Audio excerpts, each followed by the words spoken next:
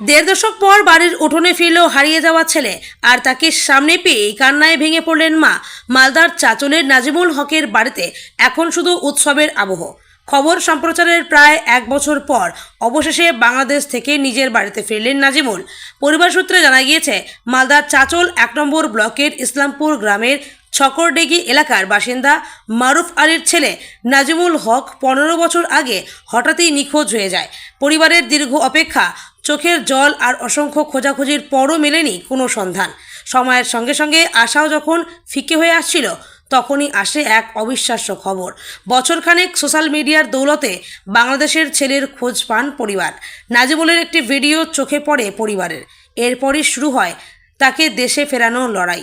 এই ঘটনাকে সামনে আনা হয় খবর সম্প্রচারের পর সক্রিয় হয় প্রশাসন। পাশাপাশি দক্ষিণ মালদহের কংগ্রেস সাংসদ ঈশা খান চৌধুরী বিদেশ মন্ত্রকের সঙ্গে যোগাযোগ করেন। দিল্লিতে দফতরেও যান তিনি।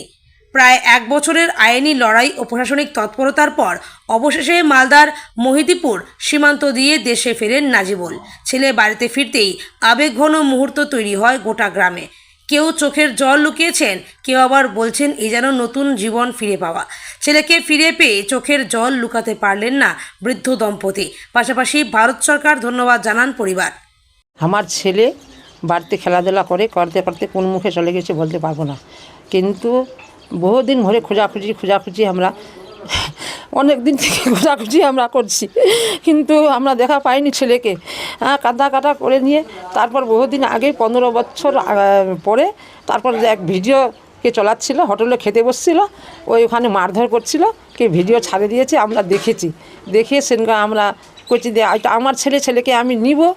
তো সরকারের কাছে দাবি জানাচ্ছি, ধন্যবাদ, যে আমার ছেলেকে আনে দাও। কত বছর পর ছেলে ফিরল ঘরে? 15 বছর পর ছেলে আমার ফিরল। আমার মনে আশা ছিল না যে আমার ছেলে বাড়িতে ফিরবে। কখনো ভেবেছিলেন যে ছেলে ফিরবে ঘরে? ফিরবে না, আমার মনের সন্দেহ হয়েছে যে ছেলে আর আমি খোঁজাখুঁজি করছি, ছেলেকে আর পাবো না মনে হয়। তারপরে আমি ছেলের খোঁজাখুঁজি করতে গিয়ে লোকের কাছে আবেদন করলাম, জানালাম, দুঃখ জানালাম, ছেলেকে আমার বাড়ি থেকে কালকে নিয়ে আসছে। আনন্দ পাচ্ছি, সে খুশি হয়েছি ছেলেকে নিয়ে আমরা। কিন্তু ছেলের যে দুঃখ দেখে মনটা খালি চাইছে যে আমার ছেলে কীরকম ভালো হয়। পা হাতগুলো একটু ফুলে গেছে, অসুবিধা হচ্ছে, হাঁটতে পারছে না, কিন্তু মা আমি দেখিনি। আমি ছেলেকে দেখে আমি খুব দুঃখ পাচ্ছি, একটু আমার চোখের লয় বন্ধ হচ্ছে না ছেলেকে দেখে। বলছি মা, আপনার কয় ছেলে? আমার 2 ছেলে আর 2টা মেয়ে। আমার ছোট্ট ছেলে, কিন্তু এক ছেলের আমি সন্ধান পাইনি। আরও এক ছেলে নিখোঁজ? নিখোঁজ, আর 14 বছরের ছেলে নিখোঁজ হয়ে গেছে। আমি এখনও আর কোনো সন্ধান পাইনি যে ছেলেটা বাঁচা আছে কি মরে গেছে কি হয়েছে বলতে পারছি না। বড় ছেলে এটা বড় ছেলে। কি নাম ওর? নূরে আলম। আচ্ছা, সরকারের কাছে এটা আমার আবেদন হচ্ছে যে আমার ছেলে যেন সুস্থ হয়, হাঁটতে পারে, বেড়াতে পারে, বসে চিকিৎসার প্রয়োজন ওর? চিকিৎসার প্রয়োজন। চিকিৎসা যেটা আমার সরকারের কাছে আবেদন, চিকিৎসা যেটা আমার ছেলের হয়। আমার নাম নুরেজা বিবি। 15 বছর ধরে আমার ছেলেটা নিখোঁজ ছিল। তারপরে 15 বছর পর আমি খোঁজ পেলাম ভিডিওর মাধ্যমে। ভিডিওর মাধ্যমে সন্ধান পেয়েছিলাম। আচ্ছা, তারপর সন্ধান পেয়ে তখন আমরা খুব খোঁজাখুঁজি করার পরে তখন ভিডিও মাধ্যমেই যোগাযোগটা করলাম। এই আমাদের মালদা জেলার কী বলে যে প্রশাসন আর ওই বাংলাদেশের প্রশাসন, এরাই সব কিছু করেছে।